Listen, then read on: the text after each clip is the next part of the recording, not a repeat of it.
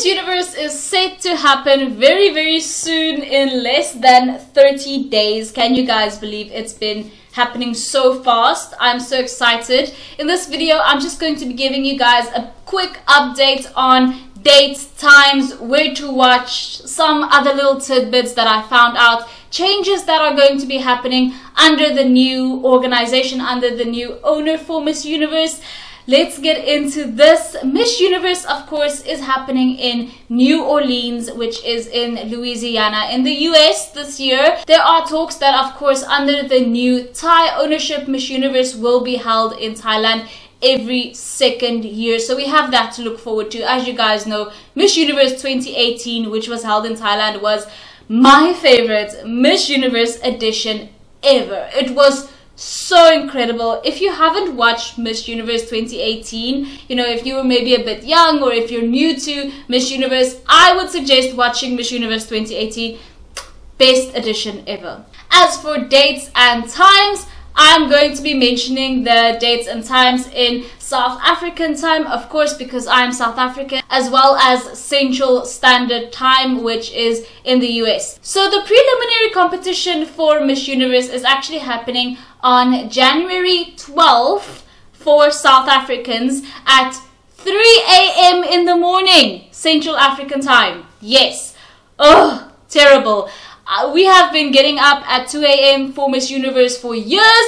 This year, we get to get up at 3 a.m. Of course, 3 a.m. on the 12th of January for us is actually 7 p.m. on the 11th of January CST, Central Standard Time, which is the time zone that New Orleans, Louisiana is in. So the girls will actually be doing prelims at 7 p.m. Lucky for them, we will be watching at 3 a.m.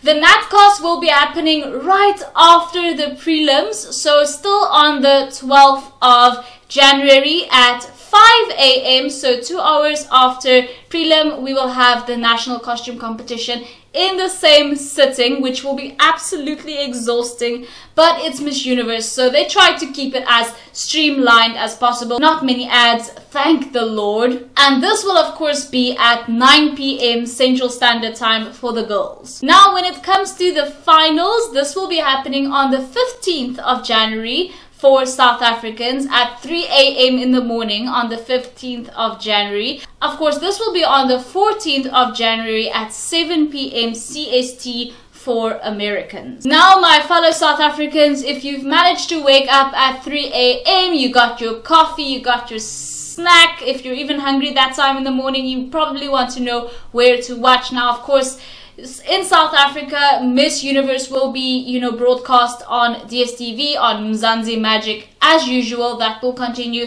But there is also news that the new organization taking over Miss Universe, which will be in charge of broadcast this year, JKN, will actually be streaming Miss Universe on their YouTube channel, JKN 18. And this is actually a Thai television network, so I think it's so brilliant that they will be streaming on their YouTube channel. I just hope that they don't do the thing that they, you know, block the stream in certain countries who already have an official TV partner. So in South Africa, of course, and Namibia, we have DSTV, which is an official TV partner. They take out the right to broadcast Miss Universe in these countries. So in some cases, when things are being streamed on YouTube, they will be blocked in certain countries that already have official TV partners. I really sincerely in my heart of hearts hope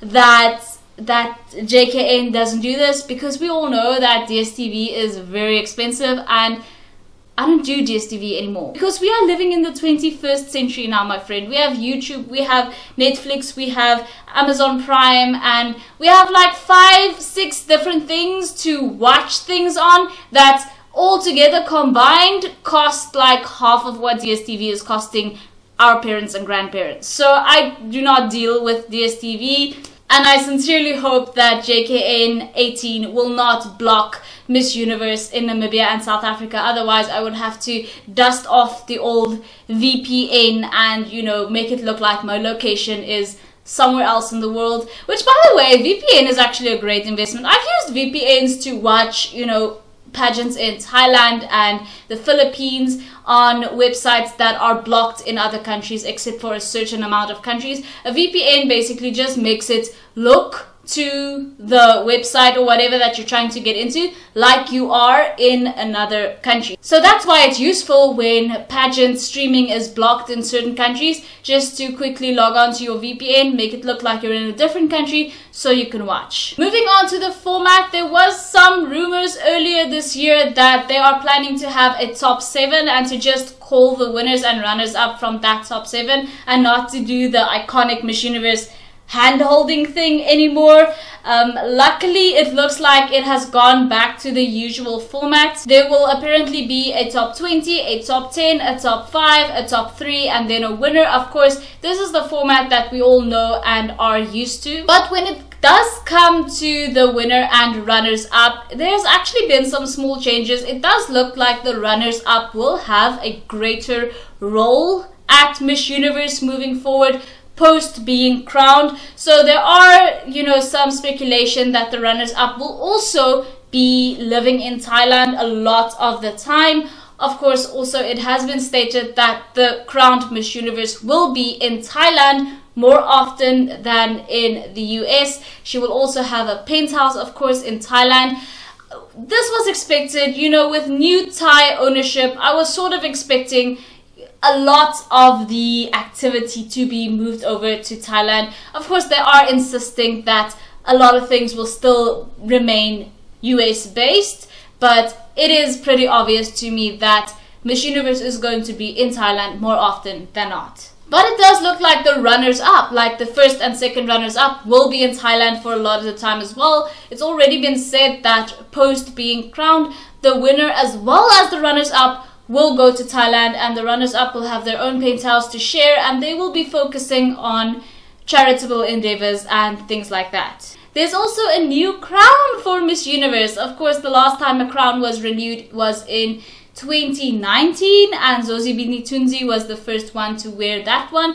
And the same company, Mouawad, is giving Miss Universe a new and glorious crown for Miss Universe moving forward up until they renew the crown again. I feel like Miss Universe has been chopping and changing the crowns a lot. And I feel like the charm with pageants like Miss International was that they had the same crown for a very long time, only changing it recently this year.